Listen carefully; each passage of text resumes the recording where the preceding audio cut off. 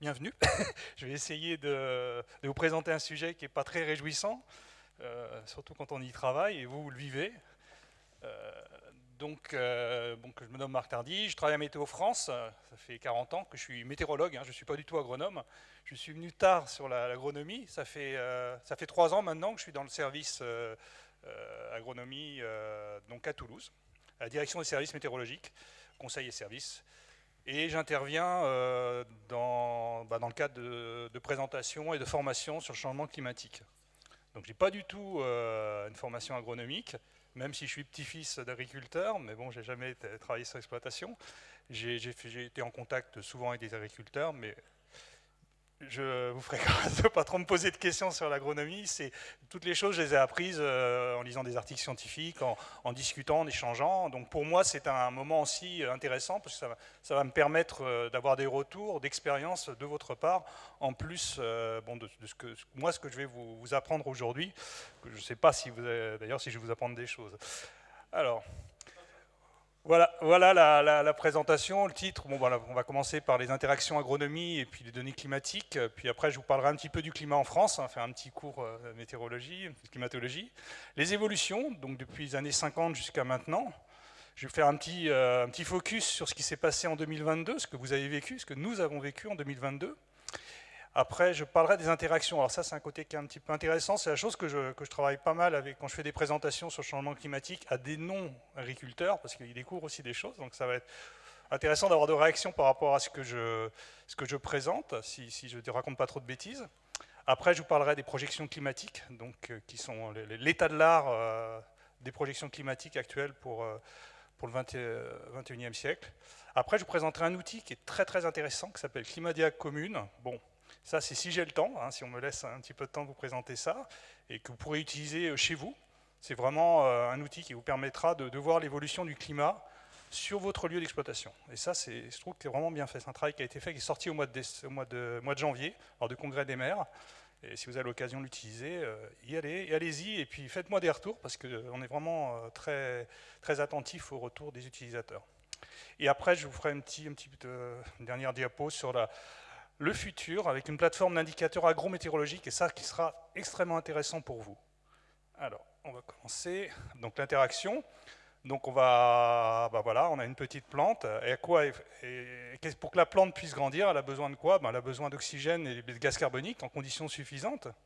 Elle a besoin d'un apport suffisant en nutriments. Enfin, tout ça, je ne vous l'apprends pas. Je pense que c'est des choses qui vous paraissent tout à fait normales. Il faut évidemment, là, on est plutôt dans un cadre météo, un bon éclairage avec un rayonnement qui est suffisant. Il faut également des apports suffisants en eau et évidemment une température adéquate. Bon, là, jusque-là, je ne vous apprends rien. Les éléments majeurs qui sont climatiques, qui sont susceptibles d'affecter le rendement de vos cultures, donc c'est déficit hydrique, inversement les excès d'eau, les hautes températures, les basses températures, mais on a également aussi des phénomènes qui sont extrêmes, qui sont ponctuels, la grêle, le gel tardif, les orages, les vents forts, etc. Et encore maintenant, on en découvre tout le temps. Mais le problème, c'est que les facteurs climatiques en eux-mêmes, ils sont importants, mais ils entraînent d'autres facteurs, tels que les ravageurs et les maladies, et plus tous les facteurs anthropiques qui nous permettent justement de pallier à tous ces les accidents, en quelque sorte. Mais on a pour que tout puisse qu'on mesure les conséquences, on est quand même obligé d'utiliser des modèles agronomiques. C'est-à-dire qu'on ne peut pas utiliser directement un modèle météorologique pour avoir des effets sur les cultures. D'où la nécessité d'avoir un agronome plus que d'un météo. Alors on va parler maintenant du climat en France. Donc on a cinq grands types de climat. On a un climat océanique. Alors en fait, plus on est proche de la mer, donc on a un climat océanique. Plus on s'éloigne de la mer, nous avons un climat océanique altéré. On continue en s'enfonçant à l'intérieur des terres, on a un climat semi-continental. Alors semi-continental, c'est le climat que vous avez ici, en Meuse, c'est typique. Le climat de montagne, donc là je ne vais pas vous faire un dessin là-dessus, et le climat méditerranéen, qui est en bord de mer. Bon, je ne sais pas si on le voit là-bas. Enfin, bon. Continuons. La température donc varie avec la continentalité, c'est-à-dire que plus on est à l'intérieur des terres, en fait, plus plus les températures sont extrêmes, hein, aussi bien dans le froid que dans les chauds. Ici, on a des hivers qui sont froids et on a des étés qui sont chauds. Plus on se rapproche de l'océan, on va en Normandie, on a quand même des choses qui sont beaucoup plus tempérées que ce que l'on peut avoir ici. Enfin là, c'est quand même des choses, je pense que je ne pense pas vous apprendre beaucoup de choses à ce niveau-là, puisque vous le vivez. S'il y a bien quelqu'un qui connaît le climat, ce sont bien les agriculteurs, parce qu'ils sont quand même en connexion bien plus que la majorité des personnes. Alors, continuons. Alors, on disait, bon, voilà, dans la région montagneuse, donc je disais, on a un quart nord-est qui est plus froid, on a les printemps et été, la température donc varie avec la latitude. Évidemment, plus on est sud, plus il fait chaud, plus voilà, température avec latitude. Plus on est au nord, plus il fait frais.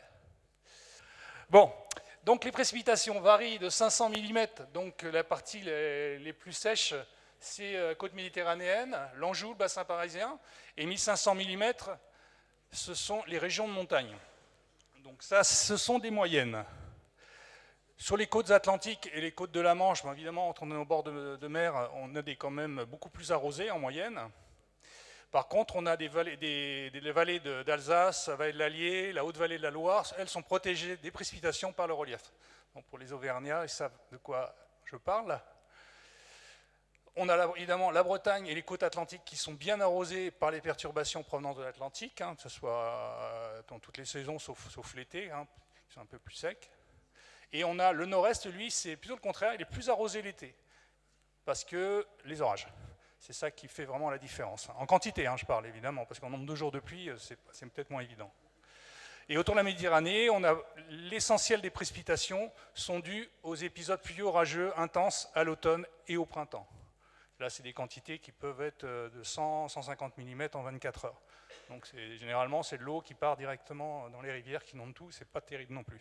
Donc voilà ce que je vous parlais du climat. Donc on voit bien les zones chaudes. Bon, quand on est dans le foncé, donc on est plutôt sur les fortes précipitations, et quand on va vers le jaune, on est plutôt sur le sec. Donc on voit bien le gradient en Bretagne, en Normandie, vous êtes bien arrosé, et la partie méditerranéenne, et même à Toulouse, hein, là où je suis actuellement, on est dans un endroit assez sec. Alors tout ça, ce sont des moyennes. Ah oui, alors ça, ouais, d'accord, je me souviens plus ce que c'était. Ça, c'est les jours de pluie. Ah, voilà, c'est pas là, les quantités, c'est les jours de pluie, c'est le nombre de jours de pluie. Voilà. Donc, quand on est tout en haut, c'est 170 mm, parce qu'on ne voit pas trop l'échelle, et le jaune tout en bas, c'est 60 jours. Non, ce n'est pas des millimètres, c'est des jours. 60 jours de pluie à 170 jours. Donc, vous voyez, en Bretagne, on est dans les 160 jours de pluie par an en moyenne, et sur la côte méditerranéenne, on est plutôt dans les moins de 60 jours. Moi, à Toulouse, vous voyez, je suis à moins de 100 jours, on est bien préservé de la pluie. Le climat est assez agréable pour ça. Donc la moyenne des températures, bon, toujours pareil, on a un gradient sud-ouest-nord-est, hein, plus au sud-nord, hein, plus on est au sud, plus il fait chaud. Donc là, pour ceux qui voient, donc les moyennes, ça varie de plus bas de moins 6 à plus 22, donc c'est des moyennes annuelles. Donc vous voyez, les endroits les plus chauds, c'est la côte méditerranéenne et le Pays Basque et Béarn. Et on voit même l'effet de l'îlot de chaleur parisien. Vous voyez qu'il est un petit peu plus chaud. Donc voilà ce que j'ai dit tout à l'heure. Après les précipitations, donc là on voit bien l'aspect du relief, hein, où il y en a des fortes précipitations, et la Bretagne qui est bien arrosée également.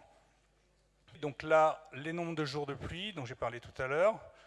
Vous voyez que le sud de la France, eh ben, il n'a pas beaucoup de jours de pluie, et pourtant il pleut pas mal quand même, malgré tout. Donc c'est les orages qui font la différence. Voilà ce que je voulais vous montrer. Donc ça, c'est la variabilité des pluies, parce que autant la température, bon, c'est quelque chose qui ne varie pas beaucoup d'une année sur l'autre, même si bon, ça varie quand même quelque chose, mais par rapport aux précipitations, c'est quand même très différent. Donc là, c'est une moyenne sur la France. Alors évidemment, une moyenne sur la France, c'est un peu un raccourci, mais ça vous donne une idée à peu près. Vous voyez, le premier bâton date de 1959, et je me suis arrêté intentionnellement à 2021, donc je ne veux pas divulgacher 2022. Donc ce qui est intéressant, nous, quand on parle de moyenne, c'est ce qu'on appelle une normale. En météorologie, une normale, c'est une moyenne sur 30 ans. Donc là, on vient de changer de normale. Les normales sont maintenant de 91 à 2020. Hein, donc on a une normale sur 30 ans. Donc la normale sur 30 ans actuelle, vous voyez, c'est 586 mm en moyenne sur la France. Alors ce qu'on remarque, c'est qu'on a rarement des années sur la normale. Sauf là, ces derniers temps, 2017 à 2021, on a quasiment des précipitations normales. Et vous me direz, tiens, mais c'est pas du tout ce que j'observe. Ben voilà, c'est tout la problématique. Vous voyez, on a des années qui sont plutôt humides et des années qui sont plutôt sèches, et on tourne autour de ça. Donc c'est quand même difficile de définir un climat à partir d'une normale au niveau des précipitations, et en plus, à l'échelle de la France, c'est pas du tout, pas trop représentatif. Vous voyez, donc on a donc le record, ça a été en 1960 avec 740 mm. On a eu 450 mm en 2011, donc ça c'est l'année la plus sèche à l'échelle de la France. Et pour se situer, pour ceux qui ont connu 1976, vous voyez, on était à 496 mm. Ça c'est pour fixer les idées. Là, si on travaille sur une région, donc c'est encore, bon là c'est un petit peu plus fin, donc sur les Hauts-de-France. Donc là, on est plutôt sur une normale de 498 mm, par rapport, donc on est un petit peu en dessous par rapport à l'échelle de la France. Et là encore, on voit encore plus de variabilité d'une année sur l'autre, avec un maxi en 2001 avec 736 mm, et un mini, là par contre, il est bien en 1976 avec 296 mm. Donc là, on a bien un rapport quasiment de 3 entre l'année la plus sèche et l'année la plus humide. Alors, on va voir un petit peu comment évolue ce climat donc, entre 1961 et 2020. Alors ça, c'est vraiment le graphique qui nous sert justement à montrer le réchauffement climatique. Donc c'est la température moyenne annuelle sur la France. Encore, c'est sur une vingtaine de stations, on fait des moyennes. Et voilà, on soustrait par rapport à la normale de référence. Là, la référence, c'est celle de 61,90. Vous voyez, c'est même pas les dernières normales, c'était déjà il y a 30 ans. Et bien là, il n'y a pas photo, quoi. Hein. On voit bien l'évolution des températures donc, qui augmente. On a, donc là, c'est pas montré puisque les premières, remarque si c'est depuis 1900, vous voyez qu'on a une hausse de 1,7 degré depuis 1900. Et surtout, ben, ce qu'on voit, c'est que depuis les 3 dernières décennies, on a une accentuation sensible du réchauffement. Et ça, on le voit partout en France et dans le monde. Mais en France, on le voit bien. Les 5 années les plus chaudes sont dans l'ordre 2020, 2018, 2014, 2019, 2011. Bon, 2022, j'en parle pas. Et ce réchauffement a connu un rythme variable, vous voyez, avec une augmentation particulièrement marquée depuis les années 80. Et sur la période 59-2009, la tendance observée, vous voyez, on gagne 3 dixièmes par décennie. Alors, si vous savez compter, en un siècle, ça fait plus 3. Et vous vous souvenez des accords de Paris. C'était, on limite le réchauffement climatique à plus 2. Alors, les accords de Paris, eux, ils disent plus 2, mais à l'échelle de la planète. Toujours pareil. Hein, donc, la Terre ne se réchauffe pas de la même manière partout. Donc, généralement, le réchauffement, normalement, le plus important sera plutôt dans les zones polaires. Et nous, on fait partie aussi des zones où le réchauffement, c'est particulièrement important. Donc, vous voyez, on est plutôt sur un rythme de plus 0,3. Et c'est quelque chose, en termes de réchauffement, ça sera plus l'été que l'hiver. Si j'en parle après, mais on l'observe plus l'été que l'hiver. Aïe, j'ai cliqué un peu trop. Alors, là, c'est des évolutions qui est pas mal, je trouve, qui a été montrée. Donc, c'est des comparaisons de normales entre les normales de 1961 à 90, donc 30 années de données, par rapport aux dernières normales 91-2020. Et on compare, en fait, ces normales entre elles. Ça veut dire que, par exemple, le climat de Lille entre 91 et 2020, bah, c'était le climat de Rennes dans les années 61-90. Hein, de la même manière, vous avez le climat de Strasbourg qu'on a actuellement, bah, c'était le climat de Lyon il y a 30 ans. Donc vous voyez, on a vraiment une remontée vers le nord, en gros. Enfin, tout ça, c'est purement c'est de l'infographie, quoi. C'est pour se donner un peu des idées de la manière dont le climat change. Alors, ce qu'on vit, évidemment, c'est les vagues de chaleur. Alors là, on a un graphique. Sur l'axe des abscisses, c'est le nombre de journées que dure la vague de chaleur, et sur l'axe des Y, c'est l'intensité de la chaleur. Alors, pour l'instant, on n'a pas dépassé 2003, vous voyez, c'est vraiment le plus gros épisode qu'on ait connu. Mais vous voyez, ce qui est intéressant de voir, c'est que vous avez 2003, 2018, 2006, bon, vous voyez, on a quand même un petit 1983, qui a aussi un épisode qui a été long, mais pas trop chaud. Donc cet indicateur, il est choisi, bon, pour qu'il y ait une vague de chaleur, la définition, il faut que la température dépasse 25 degrés 3 en moyenne sur la France pendant 3 jours. Il ne faut pas qu'il y ait une seule journée où la température passe sous 22 degrés 4. Alors, ne me demandez pas pourquoi 25 degrés 3, 22 degrés 4, c'est des choses statistiques. qui ont été choisis, bon, voilà, mais ça fixe bien les idées. Et vous voyez que les vagues de chaleur donc, sont recensées depuis 1947 à l'échelle nationale, parce que bon, c'est ce qui a marqué les esprits hein, pour les plus anciens. 1947 est une année très très chaude. Il y a encore des records en France hein, qui datent de 1947. Et nous, ce qu'on constate, que ces journées chaudes sont en augmentation partout. Donc en gros, on a 4 à 6 journées par décennie en plus de journées chaudes. Les vagues de froid, donc là c'est le contraire. Donc là on ne voit pas beaucoup de vagues de froid au XXIe siècle. Hein. On a les souvenirs de 56, 63 pour les plus anciens, ceux qui ont connu ça. Et pour les un petit peu moins anciens, c'est ce qui a marqué les esprits, c'est 1985. Voilà. Et là, par contre, dans les jours de gel, on est plutôt en baisse, surtout dans le nord-est et le centre-est, d'environ de 2 à 4 jours par décennie. Alors je vais vous parler du gel tardif. Donc le gel tardif, c'est quand même quelque chose qui est très impactant sur l'agriculture, enfin peut-être pas sur les grandes cultures, mais en tout cas sur l'arboriculture et sur la viticulture. Et on a fait une étude qui a été réalisée sur l'épisode de gel tardif, qui est le premier en 2021.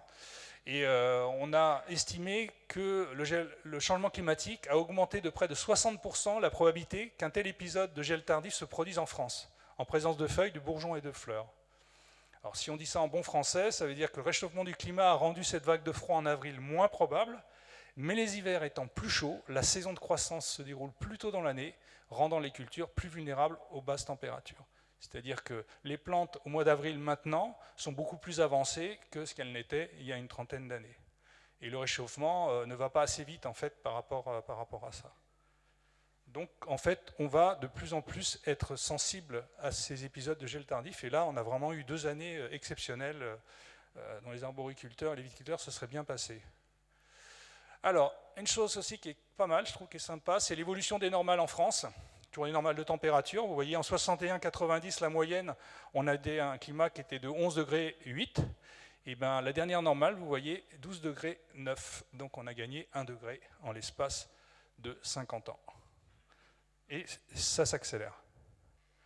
Pour les précipitations, alors autant sur les températures, on avait quelque chose de bien marqué, mais autant sur les précipitations, on est assez sec sur le matière, et souvent, les agriculteurs, eux, c'est ça qui les intéresse plus que le problème de température. Et là, vous voyez, l'évolution des normales de précipitation, en 61, 91, 911, tac, tiens, 10 ans plus tard, ça a plutôt augmenté.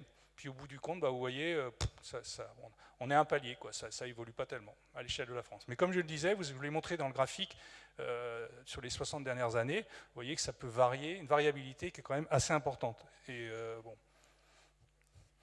Par contre, si on se place au niveau d'une saison, là on a du signal. À l'échelle de la France, les précipitations présentent peu d'évolution, c'est ce que je vous ai montré, mais elles sont caractérisées par une forte disparité. En particulier, dans une grande moitié nord, surtout le quart nord-est, on a une augmentation des précipitations et on note une baisse plus au sud. Donc c'est surtout visible l'hiver. On a vraiment une augmentation des précipitations l'hiver au nord et une baisse des précipitations au sud. Au printemps, on n'a vraiment aucun signal. C'est-à-dire qu'il y a des années qui sont sèches, il y a des années qui sont plus humides. L'été, par contre, là, on commence à avoir un petit peu de signal avec une augmentation sur une large partie nord et une diminution près de la Méditerranée. Et pour l'automne, on va plutôt sur une augmentation à l'est. Donc vous voyez, c'est les cartes que vous avez en haut, qui vous montrent les côtés, les endroits où ça sèche, donc qui sont plutôt en brun. Et quand on augmente, c'est plutôt en vert. Alors maintenant, on va regarder les pluies extrêmes en région méditerranéenne. Bon, ça ne vous touche pas ici en Lorraine, mais l'analyse donc de ces événements extrêmes méditerranéens au cours des dernières décennies, ça permet de dégager quand même des tendances pour la région française. On note une intensification des fortes précipitations. Quand on parle de précipitations, c'est plus de 20 mm en 24 heures. Hein, c'est ça. Donc on est sur des choses, vous voyez, entre 61 et 2015, on a plus 22% sur des cumuls quotidiens, avec une variabilité interannuelle très forte, qui explique une forte incertitude. C'est-à-dire qu'il y a des années où on a beaucoup d'épisodes, et il y a des années où on n'en a pas. Et par contre, on a une augmentation de la fréquence des épisodes méditerranéens les plus forts, en particulier ceux qui dépassent 200 mm en 24 heures. Voilà. Ça, c'est les choses que l'on constate actuellement, mais on marche vraiment sur des œufs. Hein. Honnêtement, statistiquement, c'est très très délicat à définir ces paramètres statistiques. Autre chose qui vous intéresse, vous, en tant qu'agriculteur, c'est l'humidité des sols. Alors, donc on a une carte de France donc, qui vous représente les écarts entre l'humidité des sols entre 81-2010 et 91-2020. Donc à l'échelle de la France sur l'année, vous voyez qu'on va plutôt sur un assèchement sur la partie est. Et bon, c'est la partie, bon, quand on est sur le marron, c'est un assèchement. Quand on est vert, on est plutôt sur une augmentation de l'humidité des sols. Donc globalement, on est plutôt sur l'assèchement. Et si on regarde au niveau saisonnier, vous voyez, l'hiver, c'est plutôt, c'est en relation à ce qu'on a vu sur les précipitations. On a des sols qui sont plus humides. Au printemps, à l'été et à l'automne, c'est plutôt plus sec, sauf sur le quart nord-ouest. J'essaye d'aller vite parce qu'il y a beaucoup de choses à raconter après. Je vais me faire censurer. Alors, le retour sur la sécheresse de 2022. Alors, en 2022, déjà, on était mal parti parce que la saison de recharge, donc la période hivernale, il n'avait pas beaucoup plu pendant l'hiver, et en particulier sur le centre-ouest et puis sur le sud-est. C'était vraiment les régions qui tiltaient, il n'y avait pas eu d'eau l'hiver. Nous, dans la région sud, à Midi-Pyrénées, on était plutôt dans le vert. On avait plutôt pas mal de pluie, en plus il avait neigé pas mal, donc on était quand même pas mal, quand ce serait septembre et mars. Et donc là, à gauche, vous avez la carte, et à droite, vous avez donc la moyenne annuelle. Vous voyez, en 2021, on a pas mal de saisons avec du déficit. Bon, puis en particulier, la saison 2021-2022, on était vraiment déjà déficitaire. Bon, et là où ça posait vraiment problème, c'était vraiment dans le centre-ouest et sur la Côte d'Azur et sur la Corse. On commençait à avoir aussi des choses sur la région nord-est.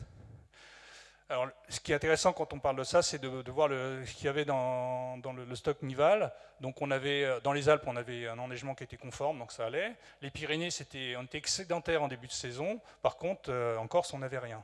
Donc, ça permet de gérer un peu le stock d'eau. Mais malheureusement, pour les Pyrénées, on avait beaucoup de stock, mais ça a vite fondu parce qu'il a fait très doux. Et généralement, on a encore des effets jusqu'au mois de juin. Je crois que dès le mois de Tuk-Tuk, si je reviens, où est mes Pyrénées, vous voyez, dès qu'on arrive, on est arrivé, donc c'est la courbe, celle qui nous intéresse, c'est la courbe rouge. Dès le mois de mai, déjà, on n'avait plus de stock de neige. Donc ça posait petit problème. Après, on a eu un printemps chaud et sec. Donc encore une fois, vous voyez, quand on est rouge, donc ce qui est intéressant, c'est surtout la carte de droite, c'est le rapport à la normale, et vous voyez qu'on est vraiment déficitaire par rapport à ce qu'on a d'habitude au mois de mars et mai. Donc le printemps 2022 a été le 4e printemps le plus chaud depuis 1900 et le 3e le plus sec. Alors les seuls qui ont pu bénéficier, vous voyez, d'un épisode Sévenol, c'est l'Hérault. Eux, c'est plutôt évidemment, ils ont eu un excès d'eau. Mais tout le reste de la France, là, on commençait à voir la sécheresse qui se mettait en place. Et on arrive à l'été. Été, donc encore une fois la cartographie, donc on voit quasiment toute la France, sauf la région centre, enfin le centre-est, qui a bénéficié de quelques orages pendant l'été, mais tout le reste est déficitaire, et en particulier la région Midi-Pyrénées, toute l'Occitanie est très sèche, la partie nord aussi, une région quand même très, très productrice en agriculture, aussi très sèche, et la partie de la Lorraine, on voit bien qu'il y a eu beaucoup de problèmes d'humidité. Si on regarde les vagues de chaleur, alors, la particularité de 2022, vous voyez, 2003, on a un gros cercle qui a bien marqué les esprits. En 2022, on en a eu 3. On a commencé par celle de juin. Ensuite, on en a eu une en juillet. Et on a fini en août. Donc, ça nous amène à 33 jours cumulés de vagues de chaleur durant l'été 2022. Et ça, c'est vraiment un record. On n'avait jamais vu ça. Et on a donc un été 2022 qui est marqué par un mois de juin très orageux, suivi d'un mois de juillet exceptionnellement sec, et moi le plus sec jamais enregistré, encore une fois, un record absolu, et un mois d'août également déficitaire. Donc l'été, vous voyez, présente un déficit de 25%, ça fait en moyenne 49 mm en moins. Alors maintenant, on va regarder les sols, l'état des sols. Alors l'état des sols, là vous avez le graphe au milieu, c'est la moyenne de l'humidité des sols. Alors, quand vous avez la courbe qui nous intéresse, nous, c'est la courbe violette. La courbe violette, c'est celle qui est observée. Et les courbes qui sont dessous, ce sont les moyennes, enfin, on va dire l'intervalle dans lequel on se situe. Donc tout en haut, c'est les records où on a un sol qui est très humide, tout en bas, c'est les records où on a un sol extrêmement sec. Et vous voyez que quand on arrive au mois d'août, d'ici et jusque-là, on est dans la période record. C'est qu'on a créé un nouveau record de sol sec à l'échelle de la France. Et si on voit ça, on essaye de représenter ça sur la France, donc on voit comment au mois de mars, vous voyez, c'était plutôt la partie nord-est qui était extrêmement sèche, et la partie sud-ouest était relativement préservée. Et plus ça va, on voit plus que l'assèchement gagne toute la France, tout le sud de la France. Vous voyez, au mois de juin, c'est quasiment toute la France qui est touchée. Juillet, on a eu des orages sur le centre-ouest, donc ils ont eu un petit peu de répit, mais la partie nord n'a pas vu beaucoup d'eau, hein, la Lorraine non plus, ni le sud-est. Le mois d'août, alors là, ça a été le blackout. Enfin, je ne vais pas vous raconter ça, vous l'avez vécu. Hein. C'est juste que, voilà, comment on traduit la sécheresse des sols en 2022. Et fin octobre, bon, l'avantage, c'est que dans la moitié nord, il y a quand même eu quelques petits épisodes pluvieux, donc qui ont un petit peu humidifié les sols. Mais vous voyez, la partie sud, hein, elle, on n'a pas vu d'eau, quoi. On n'a pas vu d'eau du tout. Alors, maintenant, je vais vous parler des interactions des calendriers culturo-météorologiques dans le cadre du changement climatique. Alors, je ne sais pas si vous connaissez les scénarios RCP. C'est des scénarios socio-économiques et puis de rayonnement qui nous servent, nous, par rapport à nos modèles. C'est comment on va évoluer, quel va être notre comportement dans l'avenir, surtout tout ce qui concerne le relâchement de gaz à effet de serre. Alors, ce qu'il faut retenir, en fait, c'est... bon, il y a 4 scénarios, là, qui sont mis de 2,6, 4,5, 6 et 8,5. Bon, le 2,6, c'est pas la peine, hein, de toute façon, c'est mort. Là, on est plutôt sur un scénario optimiste, c'est le scénario 4,5, c'est-à-dire qu'on essaye de faire des efforts. Et le 8,5, on ne fait aucun effort. Voilà, donc ça, c'est le scénario forte émission de gaz à effet de serre. Et le scénario 4,5, on essaye de stabiliser la situation. Donc c'est ça qu'il faut souvenir, 4, 5, 8, 5. Alors maintenant, je vais vous parler du calendrier cultural du blé, la météo-sensibilité. Alors ça, c'est une roue qui est vachement intéressante, qui montre un peu bon, voilà, le cycle du blé, donc qui part des semis et jusqu'à la maturation et la moisson. Alors, quelles sont les interactions avec les météos? Donc on sait, bon, je ne vais pas vous l'apprendre, que la croissance d'une plante dépend du zéro de végétation. Donc ça commence avec le travail du sol. Donc là, l'interaction que vous pouvez avoir, c'est soit vous avez des sols trop secs et vous ne pouvez pas les travailler, ou inversement, vous avez des sols trop humides et vous ne pouvez pas rentrer dans les champs. La douceur hivernale, qui a tendance à accélérer la phase végétative de votre blé et également provoquer une prolifération des ravageurs. On n'est toujours pas à l'abri d'un gel hivernal. Bon, pour le blé, il faut que ça gèle quand même assez fort, mais on peut encore avoir des épisodes à moins 10. C'est pas des choses qui ne sont inatteignables, quoi, hein. On peut encore avoir des hivers très rigoureux. La seule chose qu'on aura, c'est la fréquence de ces hivers qui sera beaucoup plus basse. Après, la grosse difficulté, c'est le stress azoté, c'est-à-dire mettre l'engrais au moment où il faut pas qu'il pleuve de trop, il faut qu'il y ait un petit peu d'humidité, mais pas trop, et ça, il y a de quoi s'arracher les cheveux de la tête. Le gel du printemps, bon, c'est moins sensible quand même pour le blé. Et après, bon, on peut très bien aussi avoir des printemps qui soient soit trop secs, soit trop humides, des printemps qui soient peu ensoleillés et donc avec des déficits de rayonnement, un excès d'eau et qui peuvent entraîner des maladies. Après, dès qu'on arrive mai-juin, on commence à avoir les premières chaleurs qui deviennent malheureusement de plus en plus fréquentes avec la problématique de l'échaudage. Puis arrive la période donc près de la récolte. Alors là, les trois éléments météo qui peuvent verser, c'est l'averse, hein, donc suite à des orages ou des coups de vent. S'il fait trop chaud, trop humide, la germination sur pied. Et pour vous, la qualité des grains, évidemment, c'est le degré d'humidité des grains. Donc évidemment, plus c'est sec, mieux c'est. Et on termine au moment de la moisson par quelque chose qui arrive malheureusement de plus en plus souvent, ce sont les feux de broussailles, les feux de chaume quand vous récoltez, et avec des étincelles. C'est de plus en plus fréquent maintenant qu'on assiste à des incendies au moment de la moisson. Voilà, ça c'est des choses qui malheureusement, ça ne va pas s'arranger. Et après, évidemment, la période après la moisson, c'est d'essayer de conserver un couvert végétal, mais vu le déficit hydrique pendant l'été, ça devient très difficile de faire pousser quelque chose à cette époque de l'année. Voilà, bon, ça je le fais assez rapidement pour vous, parce que je pense que tout ça vous le connaissez. Alors voilà les projections sur l'évolution du nombre de jours de température échaudante, c'est-à-dire qu'on considère qu'un jour échaudant, c'est quand la température maximale dépasse les 25 degrés. Donc qu'est-ce que nous donnent nos projections? Donc là, je suis sur un scénario RCP 4.5, vous disiez tout à l'heure. Donc c'est quelque chose, on va dire que si on on essaye de maîtriser quoi, l'enrachement de gaz à effet de serre. Donc sur un horizon autour de 2055, donc c'est demain, hein, c'est dans pas trop longtemps. Donc vous voyez qu'on va, sur la partie sud-est, on est à plus de 10 jours. Et sur à peu près tous les 2 tiers de la France, on a une augmentation de 5 jours. Bon, l'avantage, c'est que comme on va avoir... Donc on voit qu'un nombre de jours échaudant, ça peut vous faire perdre jusqu'à 1 tonne, un quintal et demi par hectare par jour échaudant, donc c'est quand même pas anodin. Mais du fait d'avoir justement des printemps et des hivers un peu plus chauds, on va pouvoir moissonner peut-être plus tôt et éviter justement ces journées de forte chaleur. Donc c'est quand même le côté on a un côté positif, un côté négatif. Pour ce qui concerne le gel, dans ce que je vous disais tout à l'heure, donc on va sur moins de gel. En particulier, plus on va vers l'est de la France, moins on aura de journées de gel. Mais on part quand même, vous voyez, en Lorraine, on est à 40 jours de gel par an, en moyenne, donc on va perdre entre 5 et 10 jours. Donc on aura quand même encore du froid dans le nord-est de la France.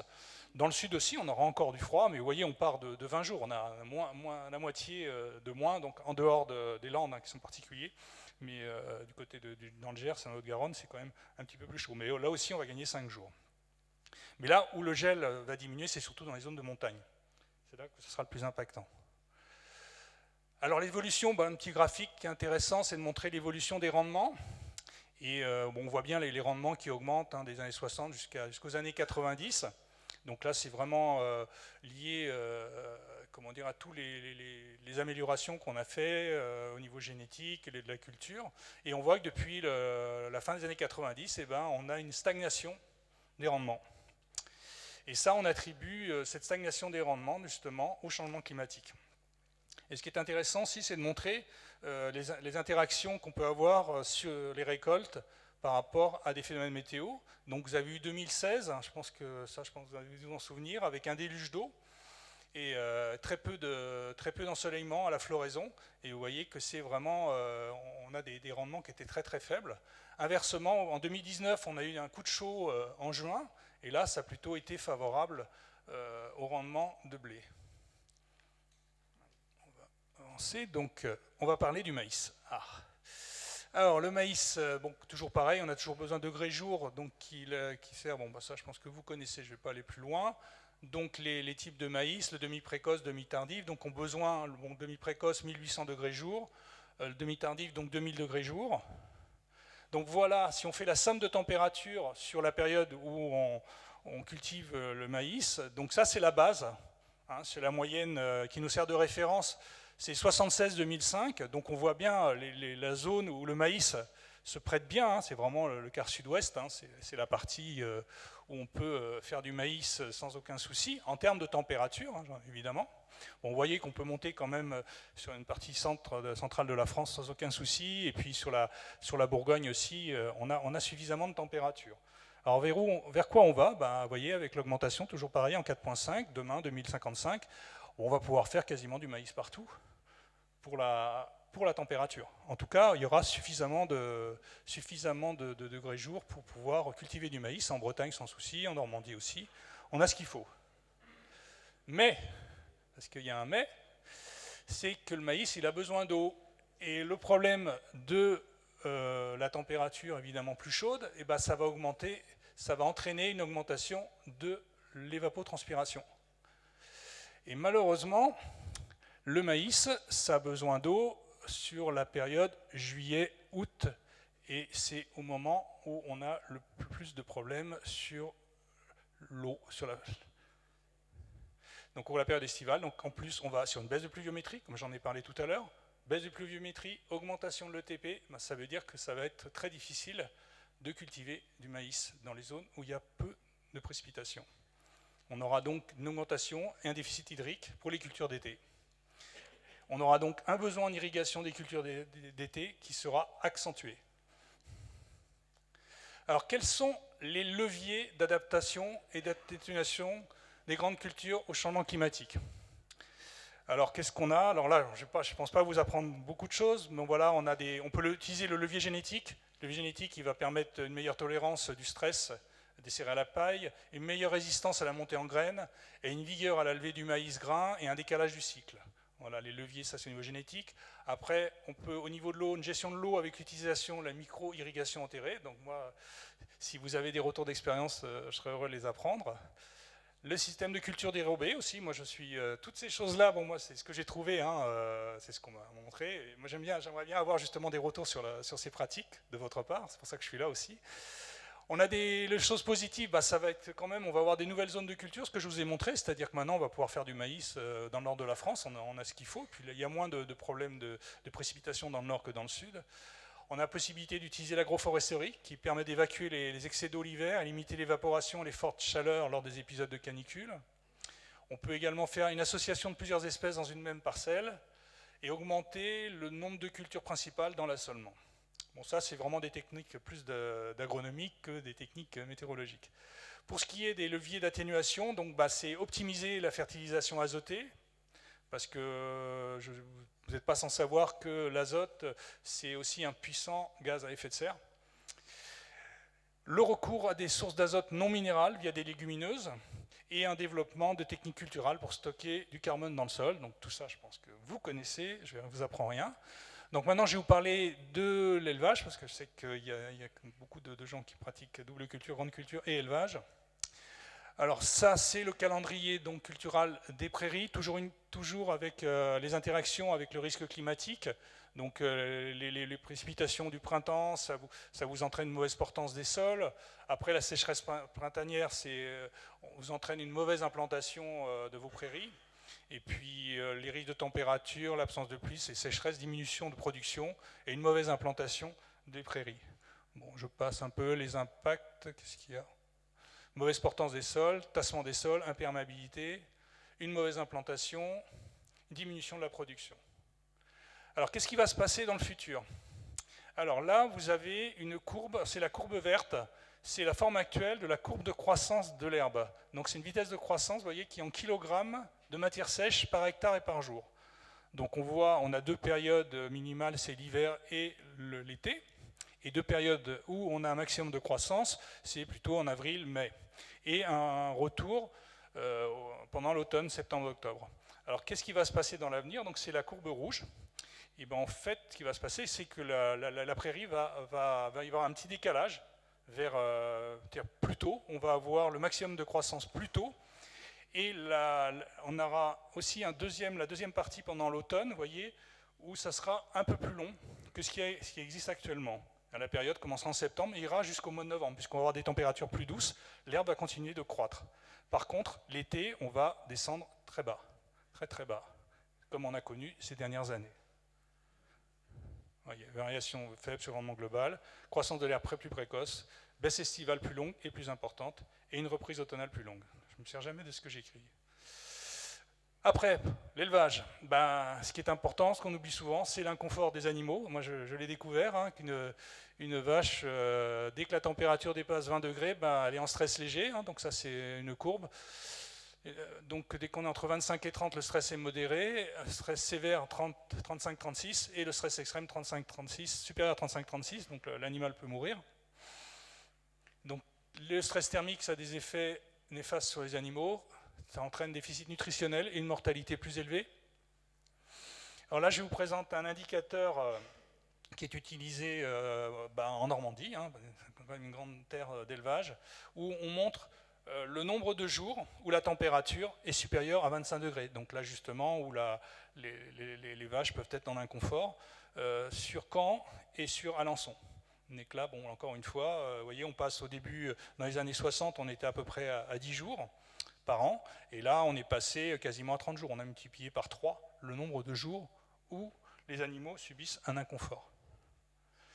Alors les leviers d'adaptation, encore une fois, tout ça c'est des choses que vous devez connaître, c'est modifier les dates de mise en herbe, l'introduction de la luzerne qui résiste mieux à la sécheresse, l'utilisation de paille de maïs comme alternative à l'économie du foin, de litière à partir de paille de céréales, l'utilisation de ligneux comme source fourragère. Après on peut avoir des choses sur la gestion des troupeaux, en diversifiant les races qui permettent une résilience fourragère, de faire évoluer les périodes de vélage afin d'éviter les pics de chaleur. Après, s'occuper du bien-être animal en concevant des bâtiments bioclimatiques et en développant de l'ombrage naturel. Et pour ce qui concerne la dépendance à l'eau, substituer une culture irriguée par une culture non irriguée. Et en atténuation, on incorpore des légumineuses et des chicorées dans l'alimentation à hauteur de 40%. Là, je suis dans le très technique, je ne suis pas du tout dans de la météo. J'espère que je ne vous ai pas raconté de bêtises. Et qui permet de réduire jusqu'à 20% des émissions de méthane empirique, parce que je ne vous le cache pas aussi, le méthane, c'est une des principales gaz à effet de serre. Les projections climatiques. Alors, malheureusement, on continue, vous voyez les trois courbes, verte, marron, rouge. Donc, nous, ce qui nous intéresse, la verte, c'est pas la peine, c'est pas la peine de la regarder, puisque c'est mort. On va prendre sur la courbe du milieu, vous voyez, donc ce qu'il faut retenir, c'est que si on arrête, là, aujourd'hui, d'émettre des gaz à effet de serre, mais plus rien du tout, on verrait les premiers effets en 2050. Donc vous voyez, pour les 20 prochaines années, c'est mort.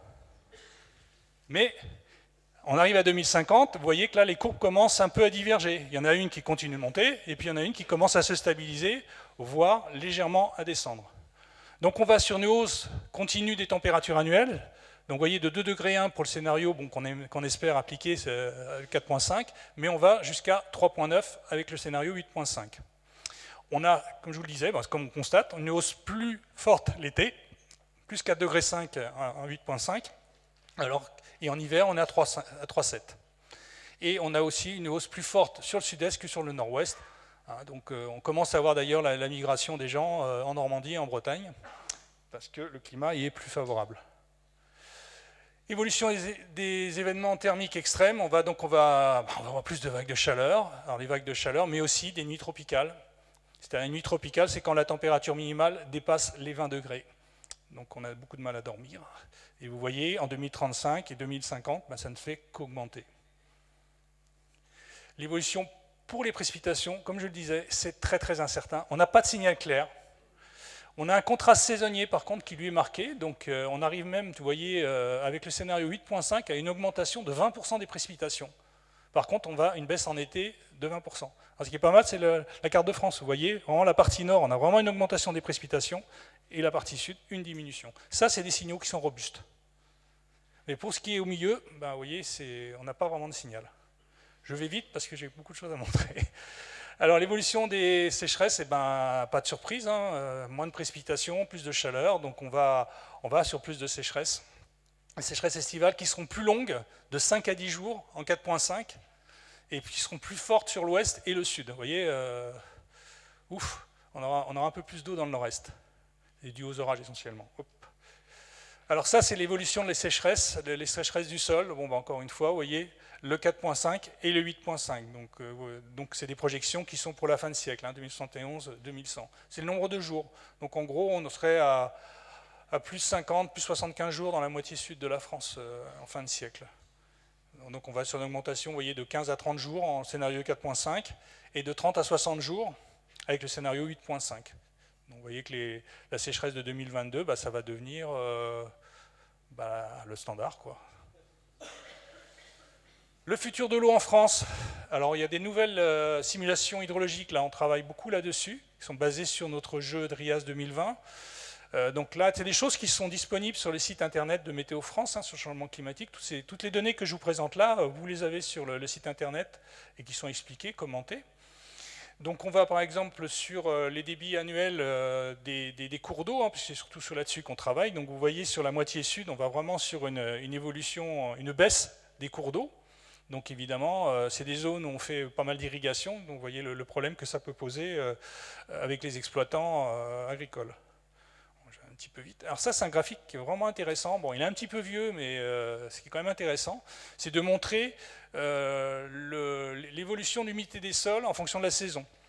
Alors, ce qui est intéressant de voir, c'est la courbe marron, c'est la moyenne 71-90. Vous voyez, donc c'est assez humide l'hiver, avec une baisse l'été, et puis remonter l'automne. La courbe bleue, c'est le record humide. C'est plus ou moins la courbe que je vous ai montrée un petit peu avant. Et les records, c'est la courbe marron. Donc ça, c'est le record mini, ça, c'est le record maxi. La normale, ce qu'on avait en 71-90, c'est la courbe orange. Donc là déjà, la projection sur là, aujourd'hui, 2021-2050, vous voyez, c'est la courbe verte. Vous voyez, on se rapproche quand même pas mal des records. Et les simulations, alors comme c'est des vieilles simulations en plus qui étaient optimistes, vous voyez en 2071-2100, c'est la courbe violette, et bien vous voyez que la courbe violette, qui sera la normale en fin de siècle, et ben, correspond au record actuel. Donc, vous voyez. Et ces courbes-là, on ne les a pas mises à jour. Je pense que la courbe violette maintenant devrait être même un peu plus basse. Alors, je vais vous présenter l'outil qui est disponible sur le site de Météo France, s'appelle Climadiag Commune. Et je trouve très intéressant pour vous. On présente des figures. Alors, vous voyez, c'est très simple. C'est que vous avez le côté gauche, c'est un cercle gris qui correspond à la situation dans laquelle vous vivez. Et à droite, vous allez vers où vous allez. Alors c'est un intervalle, c'est-à-dire le rond jaune, ça sera le plus bas, le mini, le rond rouge, c'est le maxi, et le rond orange, on va dire, c'est la moyenne, hein, parce que tout ça, ce ne sont que des probabilités, en fait. Hein. On fait des probabilités. Vous voyez, manière médiane, et les bornes inférieures et supérieures, bon là on est des stats, avec un intervalle de confiance de 90% par rapport aux indicateurs. Je vous ai fait un petit peu de statistiques. Alors voilà, là je vous prends un exemple. Les températures saisonnières, par exemple, on choisit la commune ou le PCI dans lequel on vit, et on vous fait les projections. Alors, je ne sais plus à quel endroit c'est, cet endroit. C'est à Benoît-de-Vaux. Je crois que c'est Benoît-de-Vaux. Il me semble que c'est Benoît-de-Vaux que j'avais pris. Donc, vous avez une température moyenne, par exemple l'hiver, qui était de 2 degrés 1. Et ben, on va sur quelque chose qui va de 3,2 à 4,4. Vous voyez, donc on va sur une augmentation, et ça vous montre un peu jusqu'où on peut aller. Inverse. Quand on est l'été, donc on a une moyenne de 17 degrés 3. Donc on va de toute façon vers une augmentation parce que la barre minimale est à 18,2, mais on peut aller jusqu'à 20 degrés 5. Donc en gros, il faut voir qu'on va sur une augmentation de 1 à 3 degrés l'été à Benoît-de-Vaux. On peut faire la même chose sur les cumuls de précipitations. Alors voilà, vous voyez qu'il y a plus de variabilité, hein, encore une fois. C'est pour ça que c'est difficile de dire est-ce qu'on va sur du plus sec, plus humide, parce qu'on peut avoir des années plus humides, et c'est pas des années, on peut avoir des modèles qui nous disent ça va être plus humide, et il y a des modèles qui nous disent ça va être moins humide. Donc là, dans le cas de Benoît-de-Vaux, on va plutôt l'hiver, vous voyez, une augmentation des précipitations, puisqu'on passe de 307 entre 316 et 367, et par contre l'été, vous voyez, actuellement on est à 231 mm, et ben on va sur une fourchette de 172 à 260. Vous voyez, la fourchette elle est très très large. C'est vraiment une grosse incertitude. Alors ça, ce sont des paramètres, on va dire, climatologiques pour tout le monde, mais on a aussi des choses qui vous intéressent plus. Donc c'est le nombre de jours avec sol sec. Donc l'hiver, on n'en parle pas. Mais vous voyez, on va l'été de 20 jours actuellement, on va entre 13 et 47 jours. Donc c'est vrai que ça fait un petit peu peur. Et l'automne aussi, on va quand même sur pas mal de journées sèches. Voilà, Ramblusin Benozzo, c'est bien ça que j'avais pris. Et là, ce sont des indicateurs qui sont spéciaux sur l'agriculture. Donc on a le nombre de jours consécutifs sans précipitation, donc ça c'est un paramètre qui va vous intéresser, la date de reprise de végétation, la disponibilité thermique pour le blé, et le nombre de jours échaudants. Donc voilà ce que ça donne sur Benoît-de-Vaux. Donc le nombre de jours consécutifs sans précipitation par saison. Alors vous voyez, pour l'été, on est en ce moment à une moyenne de 12 jours, et on irait d'ici 2050 entre 12 et 19 jours. Je pense que cette année, on a dû dépasser les 19 jours. Pour la date de reprise de la végétation, vous voyez donc actuellement, on est sur une date de reprise du 7 mars en moyenne. Et ben on irait sur une reprise entre le 16 février et le 27 février. Donc on gagne quand même quasiment 15 jours. Pour la disponibilité thermique, actuellement on est à 2611 degrés jour. Et là on passerait de 2882 à 3229 dans les valeurs. Et on termine par le nombre de jours échaudants. Vous voyez, donc on est en moyenne sur la période de référence à 7 jours. On passerait de 8 à 17 jours. Donc c'est quand même aussi assez conséquent. Après, ce sera ma dernière diapo, c'est un projet de développement d'un service climatique en ligne et libre d'accès pour l'agriculture. Alors c'est un service climatique qui existe déjà, qui est développé par Solagro, pour ceux qui connaissent. C'est le système Canary. On a un partenariat avec eux, dans lequel on va intégrer nos modèles DRIAS 2020 et utiliser leur outil qui est vraiment très performant et qui sera disponible au premier semestre 2023. L'avantage, c'est que c'est un portail web en accès libre, c'est-à-dire que n'importe qui pourra y aller. et on aura la possibilité de réaliser des calculs à la volée. C'est-à-dire de dire combien de temps, combien de jours par exemple, entre telle date et telle date, j'aurai de sécheresse ou de cumul de température. Enfin vraiment des indices qui sont très agrométéo, vous allez pouvoir les mettre en place et choisir vos dates. Et vos dates et comment ça va évoluer dans l'avenir. Et après, il y a une deuxième phase qui est envisagée, donc c'est un enrichissement de la gamme des indicateurs agrométéo disponibles en faisant évoluer les projections climatiques en entrée, donc ça sera en 2024. Ça, c'est la deuxième partie. Donc ça, c'est vraiment un outil, à mon avis, qui va vous intéresser. Et je pense qu'il y aura une publicité dès que ça sera disponible. Déjà, vous pouvez aller voir dessus, si vous tapez Canaris sur moteur de recherche, vous allez déjà avoir des idées de ce qui va être présenté. Et je vais m'arrêter là. Je vous remercie de votre attention.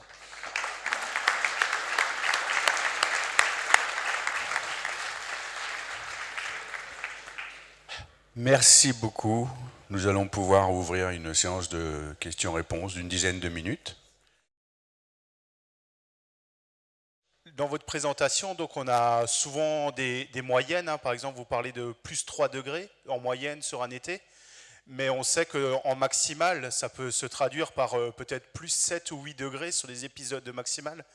Et donc, est-ce que les modèles aujourd'hui prennent bien ces effets-là? Parce que plus 8 degrés, aujourd'hui, ça peut mettre en difficulté des écosystèmes qui sont pluriannuels, une forêt par exemple, qui est détruite pour après, je ne sais pas, tant qu'elle se régénère, une vingtaine, une trentaine d'années. Est-ce que ces modèles tiennent bien compte de ces effets de seuil et des réactions en cascade qui peuvent en découler? Alors j'ai fait la réponse oui, c'est bon. En fait, on a ces informations, on les a, mais c'est une problématique qui est très... ça demanderait beaucoup de choses, si tu veux, les modèles en tiennent compte. En gros, les modèles en tiennent compte, mais on ne le montre pas. On ne le montre pas parce que tout ça, ce sont des calculs de probabilité. On est vraiment dans de la probabilité. On n'est pas dans du déterminisme de dire, par exemple, dans 10 ou 15 ans, l'été 2038, il fera telle température. Ça ne marche pas comme ça. Les projections qu'on fait, en fait, ce sont... c'est des couples de modèles. On fait plusieurs modèles, on fait plusieurs prévisions en fait. C'est comme la prévision qu'on fait sur du moyen terme, sur le mensuel par exemple. On fait plusieurs prévisions et on regarde la dispersion de ces prévisions. Et là-dedans, on note, comme tu le dis, des températures maximales qui peuvent montrer bien plus hautes. Là, ce que j'ai montré, c'est surtout sur les températures moyennes. J'aurais pu montrer des températures maximales qui mettent bien en évidence la problématique que tu mentionnais. Mais on a vraiment un degré d'incertitude. Pas trop sur la température, mais sur un paramètre comme les précipitations, on a vraiment l'incertitude. Et des fois, ça nous met un petit peu en porte-à-faux, parce que par rapport à vous, vous avez besoin de résultats. Si je vous dis, il y a 20% de chances que ça soit ceci, 30% que ce soit cela, ça ne vous parle pas. Et en gros, il est là le problème. C'est un problème de communication entre les chercheurs et les utilisateurs de données météo, quoi. Et après, c'est vrai que là, je ne présente que de données moyennées, parce que si j'avais voulu travailler donc sur l'aspect qui me parle, il m'aurait fallu la journée, peut-être 2 jours. Le changement climatique, malheureusement, et surtout si on parle sur des données qui sont très précises, telles que tu l'évoques là.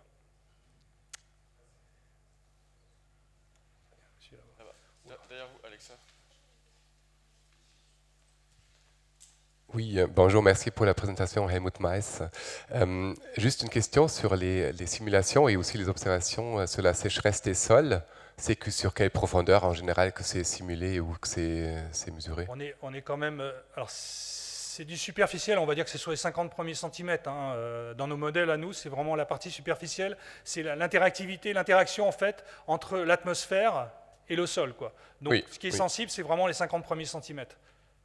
Sachant que pour la lecture aussi, c'est ce qui se passe en dessous qui est aussi important. Et j'ai entendu, mais je ne sais pas si vous confirmez qu'on peut avoir des saisons où le sol superficiel est devenu déjà de nouveau très très humide, alors que les nappes phréatiques en dessous ou les couches en dessous sont beaucoup plus basses que la normale. Ça c'est un autre problème. c'est plus mon domaine. C'est plus mon domaine. Je ne peux pas confirmer ni infirmer. Là, on n'est plus dans de la météorologie, là. On est de la gestion hydrologique. Oui, d'accord. Okay. Je ne vais pas donner de réponse sans m'appuyer sur des choses que je maîtrise. Bien sûr, oui. Merci. Bonjour, Germain Goujon. Un outil important pour nous, c'est aussi les prévisions météo à la semaine. Est-ce qu'il y a une évolution sur la facilité de prévoir avec les événements extrêmes qui arrivent? Ou la météo, enfin oui, la météo régulière à la semaine? Là, on parle d'autre chose. On parle de prévision météorologique. C'est un autre domaine. Vous avez de la chance, j'ai travaillé pas mal de temps là-dessus. On a fait des progrès énormes en prévision météo. Et en fait, les progrès, on les mesure par la précision. Il y a deux types de précision que vous attendez, que l'utilisateur attend.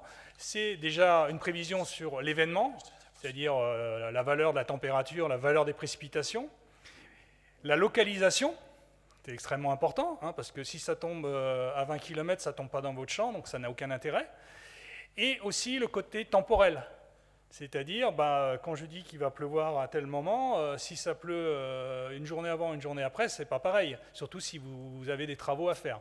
Donc voilà, quand on parle de prévision, en fait, la qualité de la prévision, c'est vraiment sur ces trois paramètres sur lesquels on doit travailler. Et je peux vous dire que, ayant travaillé pendant 20 ans dans le contrôle des prévisions numériques, on a fait d'énormes progrès. Parce qu'on a des modèles, moi quand j'ai commencé à travailler sur les modèles numériques, on avait des modèles qui avaient une résolution entre 100 et 150 km. Vous voyez, c'est des petits pavés et on fait varier les conditions météo dans ces petits pavés. Donc de 100 à 150 km il y a 40 ans, maintenant nos modèles les plus performants sont à 1 km. Vous voyez, le modèle 1 km, donc 1 km, on commence à voir des choses, vous imaginez bien qu'avec un modèle à 100 km de résolution, les orages, c'est pas la peine d'essayer de les prévoir.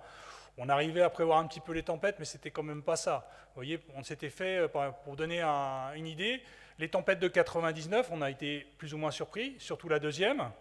Maintenant, en 2023, non. On a des outils qui nous permettent de dire, à 24 heures d'échéance, voire 48 heures, on ne peut pas passer à travers d'une tempête comme ça.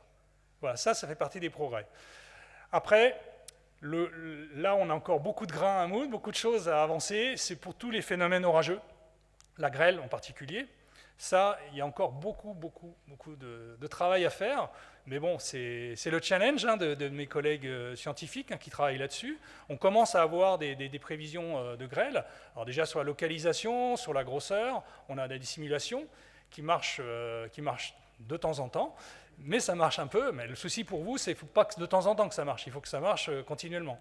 Donc c'est en voie d'expérimentation, et je pense que d'ici 10 ans, les modèles météo arriveront à prévoir les phénomènes de grêle avec beaucoup plus de finesse que ce que l'on a actuellement.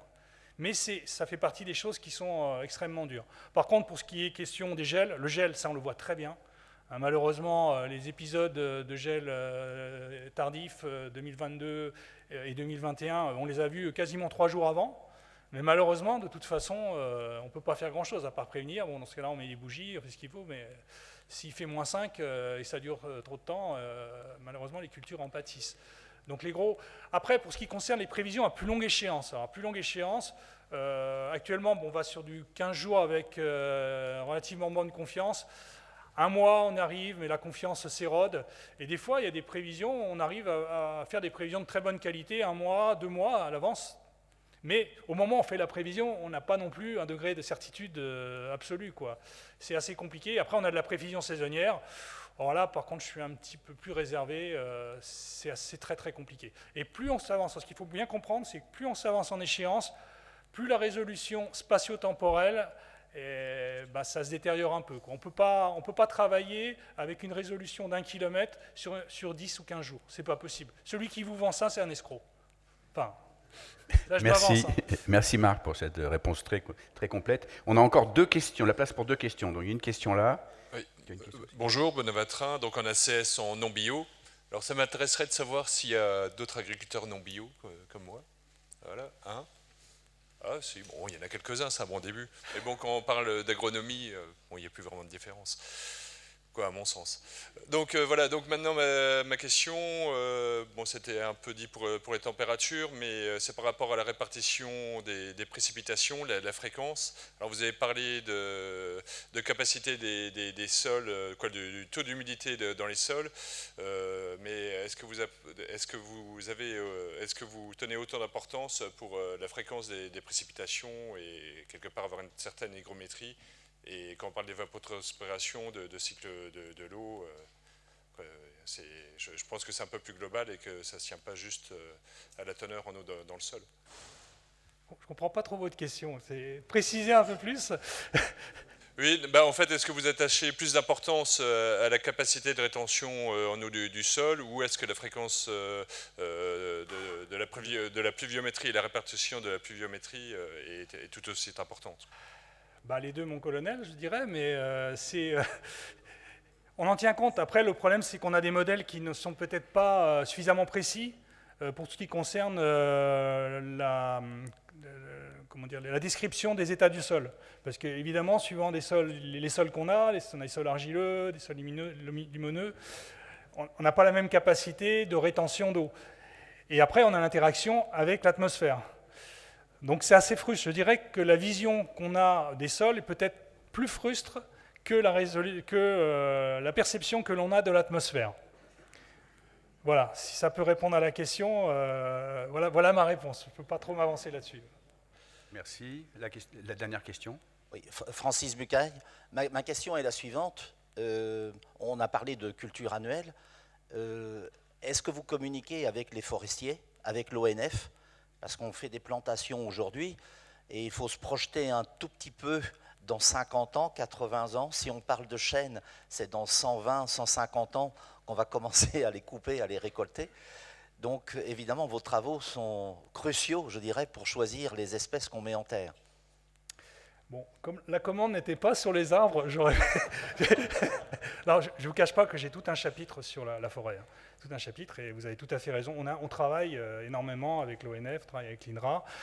Justement, eux, ils font des essais de plantation. Et c'est sûr que, en fait, les projections nous montrent que le hêtre, par exemple, qui occupe quand même une bonne partie encore de la France, nos projections montrent que d'ici la fin du siècle, il n'y aura plus des hêtres que ici, dans le nord-est de la France. Ailleurs, l'arbre ne pourra pas survivre, il fera trop chaud, trop sec. On va plutôt, le pin maritime va devenir la culture, enfin on va dire l'arbre prédominant en France, puisque c'est l'arbre qui est le mieux adapté aux conditions climatiques. Pour le chêne, ça pose un problème, comme vous le dites, les chênes souffrent énormément, les sécheresses, les coups de chaleur, mais également les maladies et les ravageurs qui interviennent dessus. Et on n'est pas trop optimiste, encore une fois, par rapport à ça. Et comme je dis, le gros problème, en fait, c'est surtout sur les précipitations. Autant sur les températures, on sait où on va, mais autant sur les précipitations, et comme quand même les arbres ont besoin, quand même, c'est leur moteur, c'est un peu plus délicat. Voilà. Merci beaucoup, Marc. J'ai vu que quelqu'un avait levé le doigt là aussi. On peut pas prendre d'autres questions. Par contre, vous avez de la chance, comme Marc, il est grand. Il est très repérable dans une foule, donc vous pourrez discuter avec lui tout à l'heure quand il y aura des breaks. Question, je serai heureux d'y répondre, ne vous inquiétez pas. Et ça sera l'opportunité aussi pour lui de peut-être de renforcer les liens avec vous.